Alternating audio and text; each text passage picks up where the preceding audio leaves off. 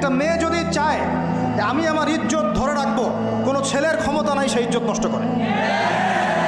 এটাই সত্য কথা। আমার স্ত্রী এই কথাটা খুব জোরালোভাবে আমাকে বলে, আমি যখন রাস্তায় হাঁটবো, আমি যদি চাই তাহলে কোনো ছেলে আমার কাছে ঘেঁষতে পারবে না, আমি সুযোগ দিলে তখন ঘেঁষতে পারবে।